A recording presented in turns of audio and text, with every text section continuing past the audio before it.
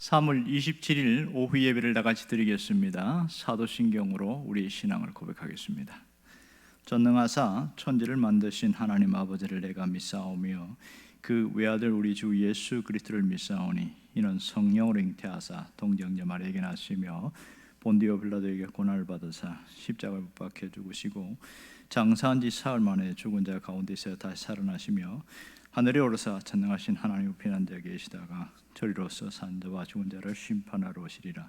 성령을 믿사오며 거룩한 공예와 성도가 서로 교통하는 것과 죄를 사하여 주시는 것과 몸이 다시 사는 것과 영원히 사는 것을 믿사옵나이다.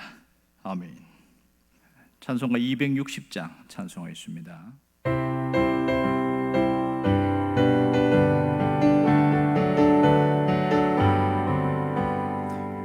우리를 죄에서 구하시려 주 예수 십자가 지셨으니 기쁘게 부르세 할렐루야 나 구원 얻었네.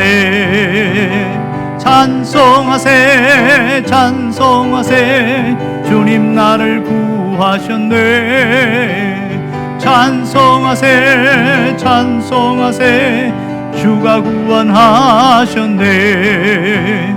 우리를 주께서 구했으니 이전에 행하던 악한 일과 추하고 더러운 모든 죄를 온전히 버렸네. 찬송하세 찬송하세 주님 나를 구하셨네. 찬송하세 찬송하세 주가 구원하셨네. 나 지금 죄에서 사함받아 거룩한 백성이 되었으니 이 육신 장막을 벗을 때도 겁날 것 없겠네. 찬송하세 찬송하세 주님 나를 구하셨네. 찬송하세 찬송하세 주가 구원하셨네. 우리가 이 세상 떠날 때에 예수의 손목을 굳게 잡고 영원히 즐거운 천국에서 주와 함께 살겠네. 찬송하세 찬송하세 주님 나를 구하셨네. 찬송하세 찬송하세 주가 구원하셨네. 기도하겠습니다. 우리의 죄 가운데서 우리를 구원하신 예수 그리스도의 십자가 은혜에 감사를 드립니다. 수하고 들어온 모든 죄를 깨끗게 하시며 주의 보혈로 씻어주심을 감사드립니다. 오늘도 하나님 앞에 예배드리는 성도들에게 은혜 주시기를 원하오며 회복시켜 주시고 새롭게 하여 주옵소서. 예수님의 이름으로 기도합니다. 아멘. 하나님의 말씀은 마가복음 5장 35절에서 39절까지의 말씀입니다. 다 같이 읽겠습니다. 아직 예수께서 말씀하실 때에 회당장의 집에서 사람들이 와서 회당장이 이르되 당신의 딸이 죽었나이다. 어찌하여 선생을 더 괴롭게 하나이까? 예수께서 그 하는 말을 곁에서 들으시고 회당장이 이르시되 두려워하지 말고 믿기만 하라 하시고 베드로와 야고보와 야고보의 형제 요한 외에 아무도 따라옴을 허락하지 아니하시고 회당장의 집에 함께 가사 떠드는 것과 사람들이 울며 심히 통곡함을 보시고 들어가서 그들에게 이르시되 너희가 어찌하여 떠들며 우느냐? 이 아이가 죽은 것이 아니라 잔다 하시니. 아멘. 어떤 책에 보니까 살쾡이가 다람쥐를 잡는 법에 대해서 써놓은 걸 봤습니다. 근데 생각보다 간단합니다. 이 살쾡이가 아래에서 다람쥐를 보면 뚫어지듯이 쳐다본답니다. 그러면 이 다람쥐가 살쾡이를 보는 순간 딱 얼어버린대요. 그래서 꼼짝도 못하다가 굳어버리면 툭 떨어진다는 거예요. 그러면 그냥 와갖고 그냥 먹는다는 거예요. 왜 그랬을까? 이 살쾡이를 보는 즉시 확 두려워지면서 몸에 경련이 일어난 거예요. 그래서 죽는 그런 일들이 있답니다. 그래서 사람들이 이만큼 두려움은 마음을 약하게 만들고 평안을 빼앗아 가더라. 그걸 이야기하고 있습니다. 어떤 분이 이야기하기를 두려움은 우리 인생의 독소다, 그렇게 말합니다. 그만큼 두려움은 무서운 것이죠. 두려움을 이기면 모든 것을 이길 수 있다는 겁니다. 오늘 야이로에게도 이런 일들이 생겼습니다. 우리가 지금 야이로에 대한 이야기를 몇 시간에 걸쳐서 보고 있는데, 불치병으로 죽어가는 이 야이로, 예수님께 와서 딸을 고쳐달라고 합니다. 예수님은 흔쾌히 그렇게 허락하시고 야이로의 집에 가다가 무슨 일이 벌어집니까? 혈루증 여인과 만나서 치유받은 이야기했기 때문에 시간이 지체되었죠. 그러다가 무슨 일이 벌어져요? 이 딸이 죽었어요. 야이로의 딸이 죽고 난 다음에 얼마나 기가 막힌 일이 벌어집니까? 그런데 마침 죽었다는 얘기를 그 종들이 와서 이야기를 합니다. 야이로에게 와서 이제 딸이 죽었는데 더 이상 예수님을 괴롭게 하지 마십시오, 이렇게 말합니다. 이 말은 예수님이 오셔도 필요 없습니다, 이미 죽었기 때문에 끝났습니다, 그런 뜻이 되겠지요. 오늘 36절을 보면 예수님은 그것을 들으시고 뭐라고 이야기하냐면 두려워하지 말고 믿기만 하라, 이렇게 말합니다. 자, 오늘 종들은 죽었다, 끝났다, 절망적이다, 이 얘기를 했습니다. 그런데 예수님의 말은 두려워하지 말라, 괜찮다, 희망이 있다, 이런 얘기를 하는 거거든요. 누구의 말이 타당성이 있습니까? 누구의 말을 들어야 되죠? 오늘 상식적이고 객관적으로 보면 죽었다는 말을 듣는 것이 정상적입니다. 지금 어느 소리가 더 크게 들릴까요? 죽었다는 얘기가 더 크게 들릴까요? 예수님이 괜찮다, 희망이 있다는 소리가 더 크게 들릴까요? 여기에 따라서 굉장한 승패가 갈리게 되는데, 자, 우리에게도 이런 소리들이 들리죠. 우리 현실을 보면 끝났다, 실패했다, 이제는 어둡다, 이런 얘기를 하면서 두려움에 사로잡히게 됩니다. 그러면 사람이 좌절의 늪으로 빠져들게 되어지죠. 톨스토이가 이런 얘기를 한 적이 있습니다. 실패하는 사람들은 네 가지 반응을 보이더라, 이렇게 말합니다. 어떤 실패에 대한 충격 때문에 넋을 잃고 있거나 아니면 술을 마시고 그렇게 있거나, 두 번째는 그 실패와 시리 때문에 삶 자체를 포기하는 사람, 이런 사람이 있고, 세 번째는 끊임없이 원망하고 탓하고 자신의 삶을 냉담하게 반응하는 사람이 있습니다. 네 번째는 그것을 처음에는 충격을 받았지만 그것을 현실을 직시하고 수용하고 참으면서 다시 털고 일어나는 사람이 있답니다. 인생을 이기는 사람은 네 번째 사람이다, 이렇게 이야기합니다. 그만큼 이 두려움은 무서운 존재입니다. 이 우리를 실패가 문제인 게 아니고 실패 때문에 무너진 게 문제지요. 근데 가장 큰 두려움이 뭐지요? 죽음에 대한 두려움입니다. 왜냐하면 이 죽음은 극복할 수가 없어요. 어떤 것으로도, 그 누구도 두려움은, 죽음에 대한 두려움은 극복할 수가 없기 때문에, 그래서 무서운 것이지요. 오늘 야이로는 딸이 죽었다는 그 어마어마한 두려움 속에 사로잡혀 있습니다.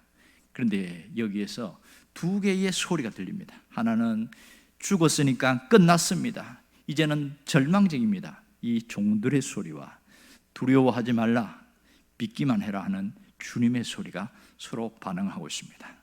누구의 소리를 들어야 할까요? 그런데 성경에는 야이로가 어떤 선택을 했다고 합니까? 주님의 소리를 들었습니다. 예수님의 음성을 듣고 움직였어요. 놀랍지 않습니까? 38절에 보면 회당장 야이로가 집에 함께 가자 그랬어요. 집으로 갔다고 합니다.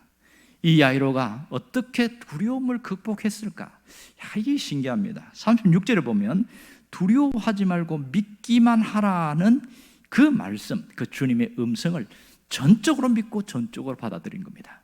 이것이 기적이 일어나는 첫 시작이었습니다. 여기서 우리가 중요한 것을 깨달을 수가 있습니다. 기적은 어떻게 일어나냐? 내가 주님의 음성을 전적으로 믿고 받아들일 때부터 기적은 시작된다. 왜요? 예수님은 모든 문제의 해결자이기 때문에 그렇습니다. 예수님은 야이로의 딸을 살려주기를 원해서 가자, 그렇게 한 겁니다. 예수님은 죽은 자를 살리는 하나님이라는 것을 오늘 여기서 보여주고 있지요. 분명히 딸이 죽었는데 뭐라고 이야기합니까? 잔다 이렇게 말합니다. 왜냐하면 사람들이 보는 시각과 주님 보는 시각은 완전히 다른 것이지요.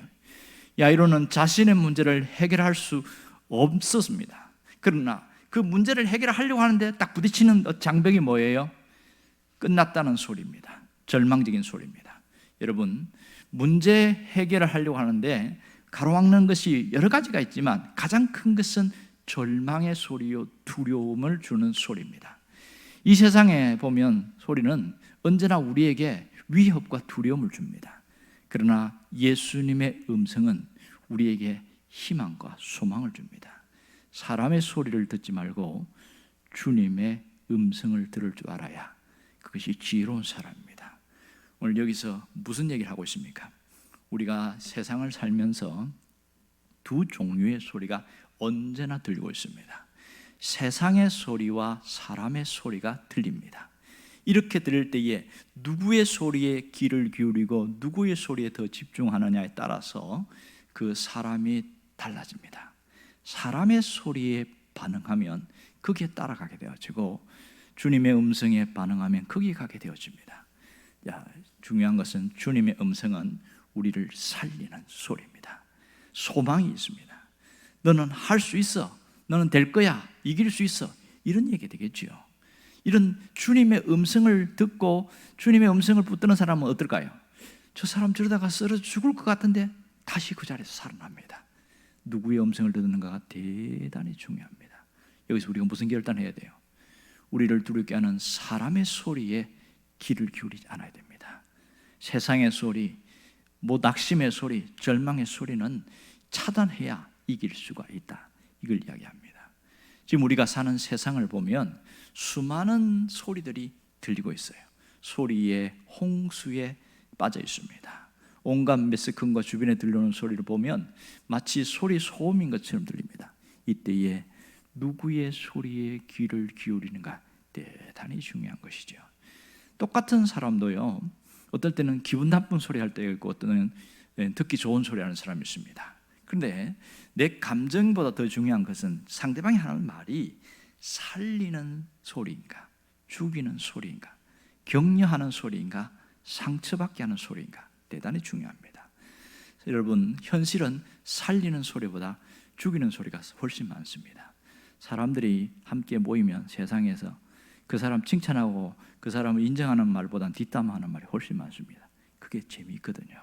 남들이 안 되고 남들이 안 좋은 얘기하는 것이 깔깔거리고 웃기가 좋고 그것이 얼마나 재미있게 보이는지 모릅니다. 그런데 그런 소리는 사람들을 망하게 만듭니다. 우리가 여기서 신앙인은 어떤 소리를 들어야 되느냐, 이 점이 대단히 중요한 것이죠. 우리가 세상의 소리에 집중하면 자꾸만 어두워지고 불행에 빠지고 나도 모르게 좌절됩니다. 가정이 깨지고 문제가 생기고 어려움을 당하는 것은 무슨 소리 때문에 그렇습니까? 세상의 소리에 집중하는 겁니다. 유명한 이솝 우화 중에 그 아시죠? 나귀를 메고 가는 아버지와 아들 이야기. 이제 아버지와 아들이 이제 있는데 이 나귀를 팔려고 시장에 가요.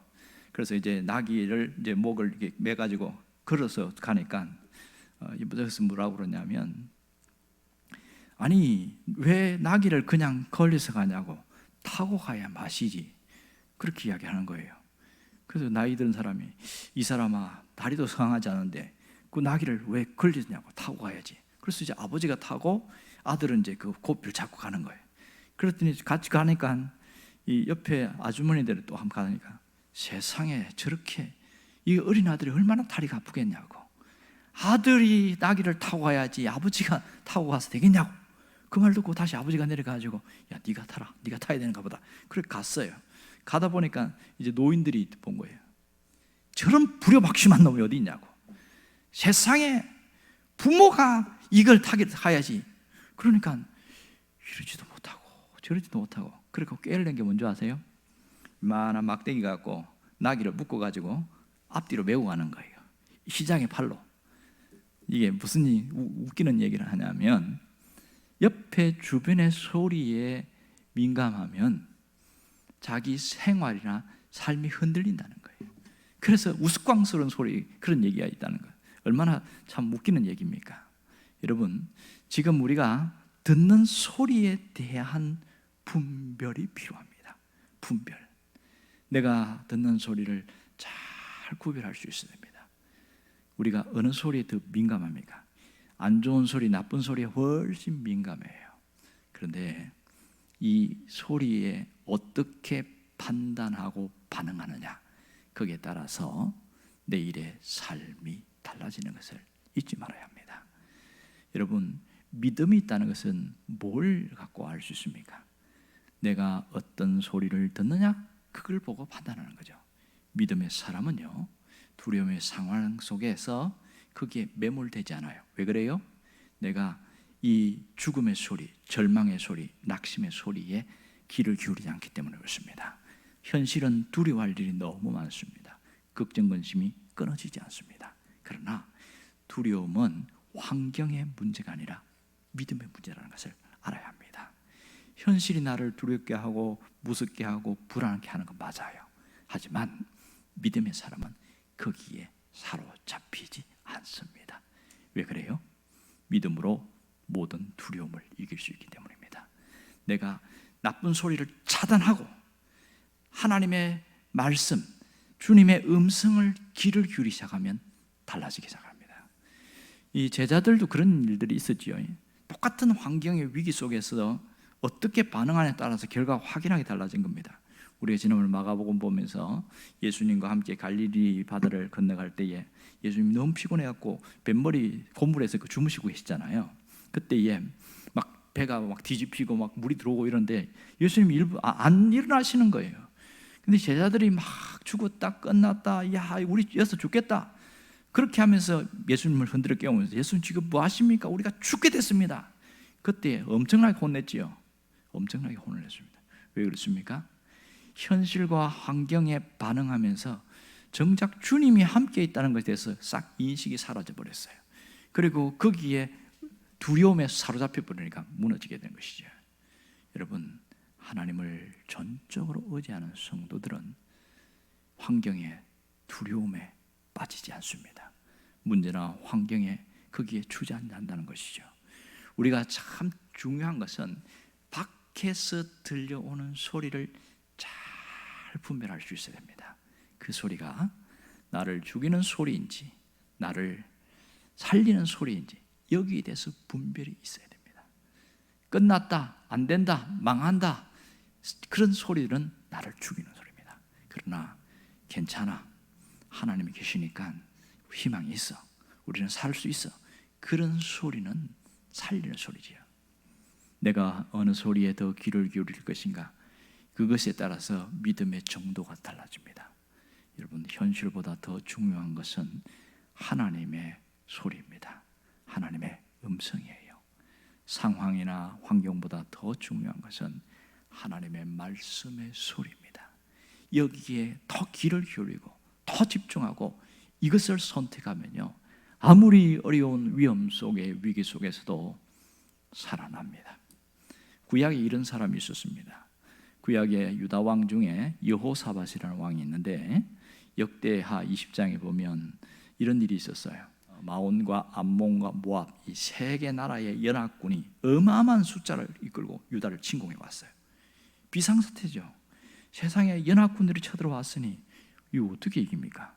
유다는 그러면 군사가 있느냐? 별로 없어요. 이때에 너무 다급한 거예요.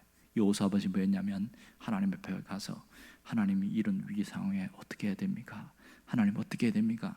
끊임없이 기도했는데 하나님이 사인을 딱 줬어요.